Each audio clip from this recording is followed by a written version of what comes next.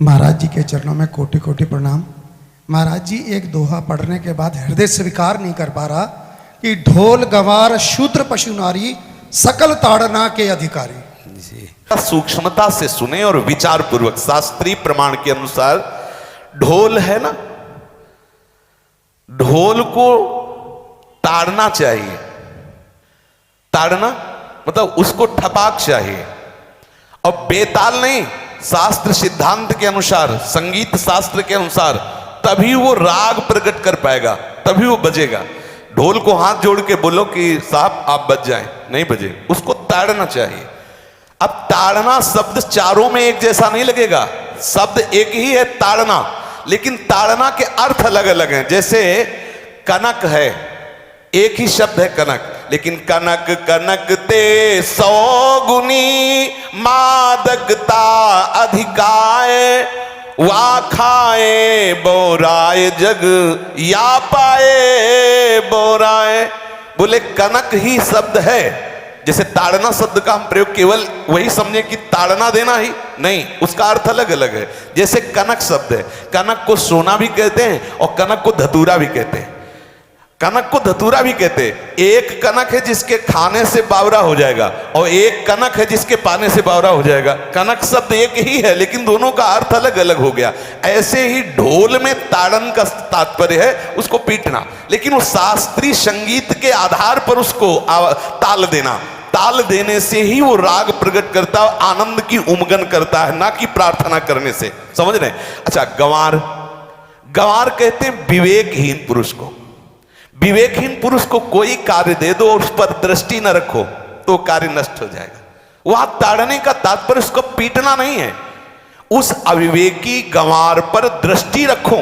जो आपने कार्य सौंपा है, जो भी कार्य उसका है, उस अविवेकी पर दृष्टि रखना ताड़ना हुआ। उस पर दृष्टि रखो, क्योंकि वो अविवेकी है, गंवार है, वो कार्य प्रणाली ठीक जानता नहीं। आप जहां त्रुटि होता संभाल लेना तो वो संभल जाए, क्योंकि वो गंवार है। और शूद्र, शूद्र का तात्पर्य होता है शूद्र। वैसे जो वर्ण व्यवस्था में शूद्र का प्रादुर्भाव सबसे श्रेष्ठ जगह से प्रादुर्भाव है। वर्णन आता है ब्राह्मणोष मुखमाशीत बाहु राजन्य कृतः उरुददस जद वैश्या पदभ्याग्यं शूद्रो जायत।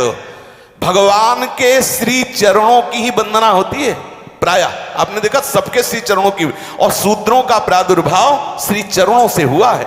कोई ऐसा न समझे कि शूद्र का मतलब निकृष्ट होता है। यहां शूद्र का तात्पर्य जब से किसी से कहते हैं कि शूद्रवत आचरण करता है, मतलब शास्त्र विरुद्ध, सदाचार के विरुद्ध आचरण करना, शूद्रवत आचरण की तरफ संबोधन किया जाता है। यहां कहा गया कि शास्त्र की सम्मति, शास्त्र के शासन के अनुसार आचरण हो, सदाचार परायण हो। शास्त्र जिसके लिए जो विधान करता है, शास्त्र शासन स्वीकार करना, यहां शूद्र के ताड़न की बात कही गई। यहां शूद्र ताड़न का तात्पर्य डंडे से प्रहार करना नहीं, समझना।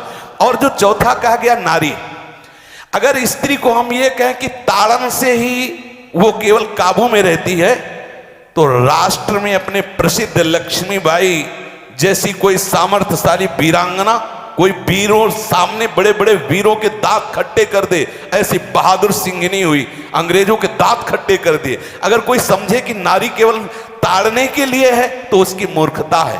पुरुष और नारी का समान प्रादुर्भाव हुआ है।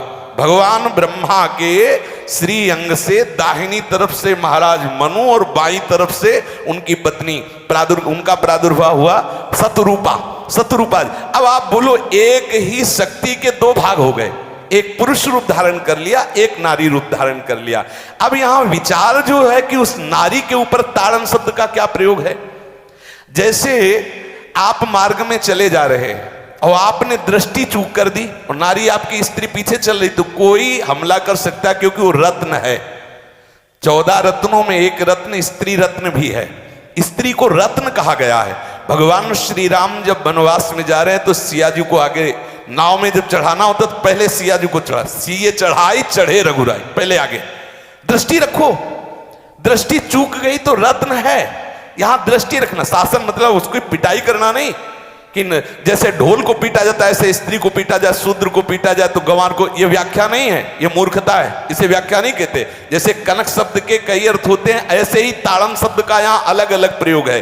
स्त्री के ऊपर दृष्टि रखो, किस भाव की दृष्टि रखे? क्योंकि वो हमारे यहां रत्न की तरह है, कहीं कोई ऐसा ना हो कि कुदृष्टि वाला कोई उस पर हमला कर दे। पाणी ग्रहण संस्कार में रक्षा का भी सूत्र बताया जाता है कि आपको अभी ये समर्पित है, आप इसकी रक्षा करें। हमारे शास्त्रीय सिद्धांत में देखो, कभी भी स्त्री को अकेला छोड़ने का सिद्धांत नहीं पाया गया। अगर शास्त्रीय सिद्धांत, बच्ची है तो माता पिता के शासन, थोड़ी बड़ी हुई तो भाई आदि के बीच में, और बड़ी हुई तो पति के, और बड़ी हुई तो पुत्रों के, मतलब एक सानिध्य का एक दृष्टि रखी गई है कि यदि आप अपनी दृष्टि में रखेंगे तो उसका अमंगल नहीं होगा, उसका हित नहीं होगा।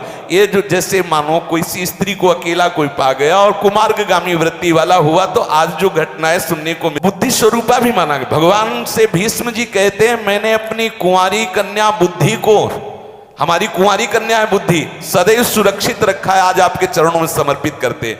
तो शास्त्र शासन के द्वारा बुद्धि को सदैव अपने अधीन रखो, कहीं बुद्धि कुमार्गगामी ना हो जाए। यहां स्त्री के ताड़न का केवल एक सूत्र है कि आप उस पर दृष्टि बनाए रखें, कहीं स्त्री रत्न कहीं अपवित्र ना हो जाए, कहीं दूसरे का किसी तरह से कुमार्गगामी लोगों का ऐसा कोई बर्ताव ना हो जाए, इसलिए सावधान। वहां उसको पीटने का शब्द नहीं है कि ढोल गवार शूद्र पशु नारी सकल ताड़ना के अधिकारी। ताड़ना का तात्पर्य वहां पीटना नहीं तो विद्वता में देखो तो एक से एक, साधुता में देखो तो एक से एक, वीरांगना देखो एक से एक, ऐसा नहीं कह सकते, क्योंकि जो सामर्थ्य पुरुष में वही सामर्थ्य भगवान ने स्त्री में भी दी, क्योंकि भगवान के ही दो रूप हैं, एक स्त्री और एक पुरुष।